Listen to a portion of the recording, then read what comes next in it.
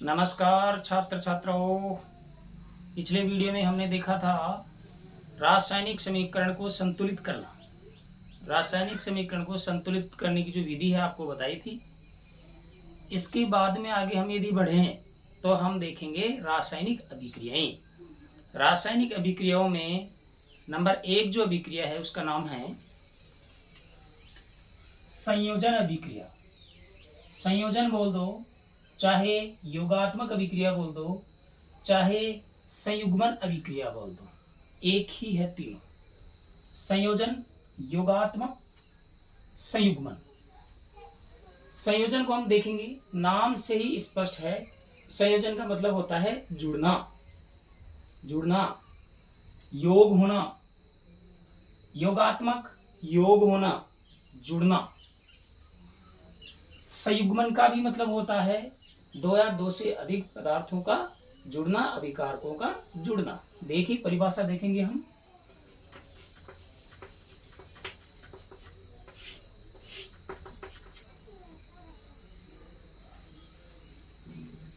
वे अभिक्रियाएं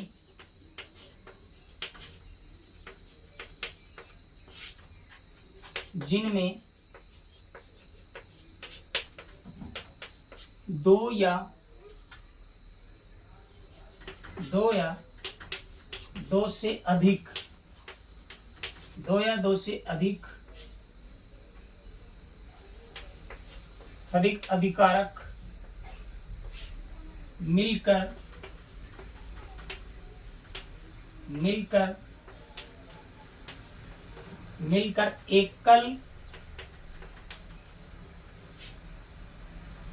मिलकर एकल उत्पाद बनाते हैं, उन्हें संयोजन अभिक्रिया कहते हैं। संयोजन, योगात्मक, संयुग्मन, ये एक ही है तीनों अभिक्रियाएं।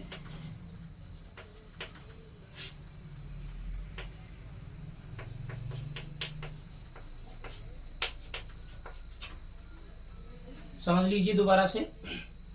वे रासायनिक अभिक्रियाएं जिनमें दो या दो से अधिक अभिकारक मिलकर एकल उत्पाद बनाते हैं उन्हें संयोजन अभिक्रियाएं कहते हैं।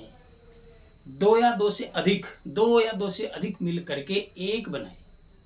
दो मिल करके क्या बनाए, जो है ना उत्पाद जो है वो है एक बनेगा। ध्यान रखना, दो या दो से अभिकारक हो सकते हैं, मिलकर के वो एक उत्पाद बनाएंगे। जैसे ये कोई ए है,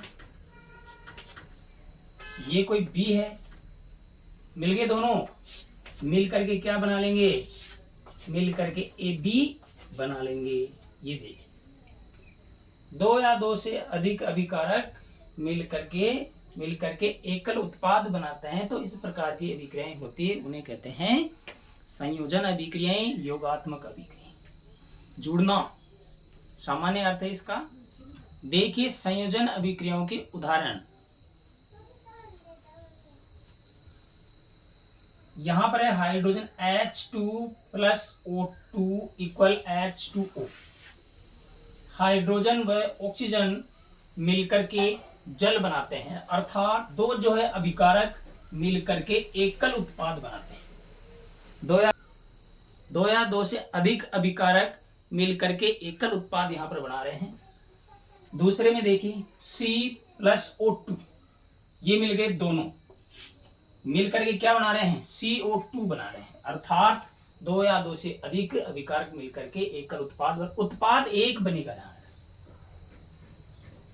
मात्र एक ही उत्पाद बनता है। संयोजन अभिक्रियाओं में, योगात्मक अभिक्रियाओं में केवल एक ही उत्पाद बनता है। देखिए उसी प्रकार CaO, ये क्या होता है, कैल्शियम ऑक्साइड। सामान्य भाषा में इसे कहते हैं बिना बुझा हुआ चूना।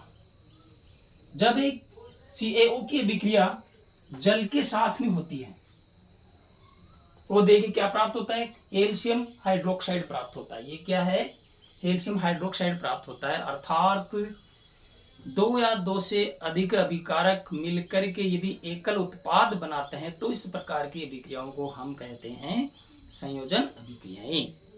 देखिए दो मिलकर के एक बना रहा है, दो मिलकर के एक बना रहा है, दो मिलकर के एक बना रहा है।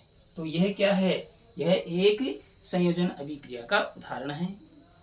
CaO इसे सामान्य भाषा में कहते हैं बिना बुझा हुआ चूना। यदि हम इसमें जल मिला देते हैं तो जल मिलाने के बाद में क्या बन जाएगा?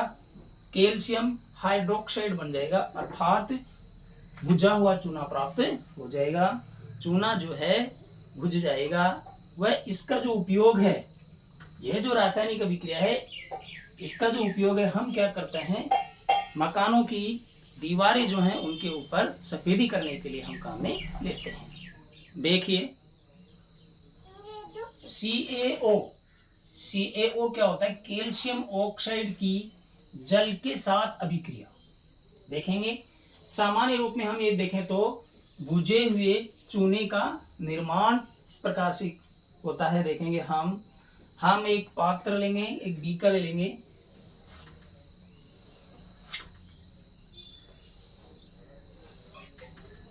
बीकर लेकर के हम क्या करेंगे? उसमें कैल्शियम ऑक्साइड ले लेंगे कुछ मात्रा में। हमने ले लिया कैल्शियम ऑक्साइड। कैल्शियम ऑक्साइड हम ले लेंगे कुछ मात्रा में।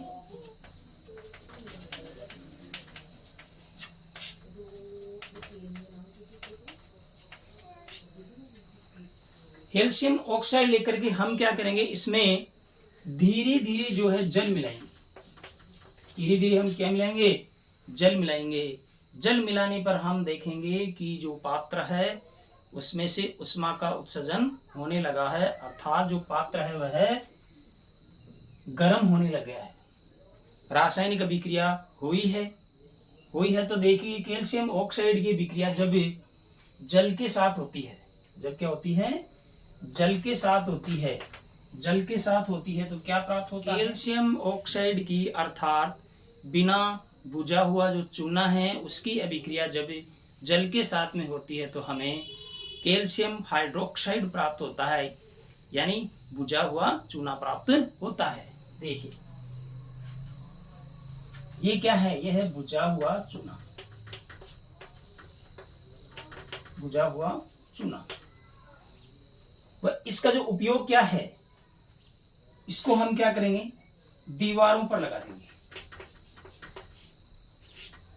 मकान जो है, भवन जो है, उनकी दीवारों के ऊपर हम क्या करेंगे? इसका लेप कर देंगे, इसको जो है पोत देंगे हम। तो देखिए दीवारों के ऊपर लगाने पर क्या होगा?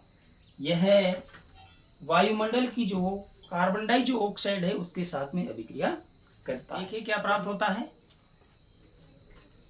कैल्शियम हाइड्रोक्साइड बिना बुझा हुआ चूना, बुझा हुआ चूना, इसको हम क्या करेंगे? दीवारों पर पोत देंगे।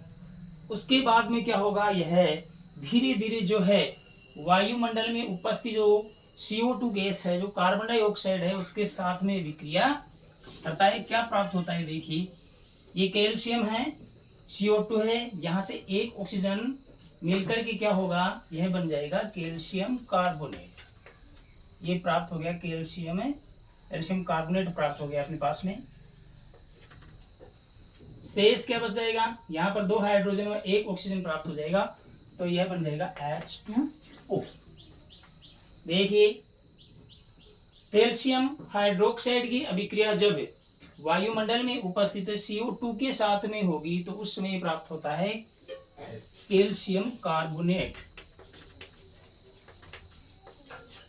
कैल्शियम कार्बोनेट यह जो है वह जल प्राप्त होगा। यह क्या है? यह एक सफेद रंग का पदार्थ होता है।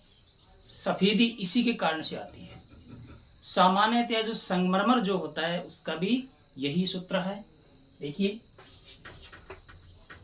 संगमरमर का सूत्र भी क्या है? CaCO3। सामान्य रूप से यह है चूना पत्थर। इसका जो उपयोग लिया जाता है वह चूना पत्थर, चौंक है, खड़िया है। ये सभी क्या है, ये सभी कैल्शियम कार्बोनेट के ही रूप हैं, ध्यान रखना। अर्थात कि कैल्शियम ऑक्साइड को लेकर के उसमें जल मिलाएंगे, उष्मा का उत्सर्जन होगा। जल मिलाने पर क्या प्राप्त होगा, कैल्शियम हाइड्रोक्साइड प्राप्त होगा।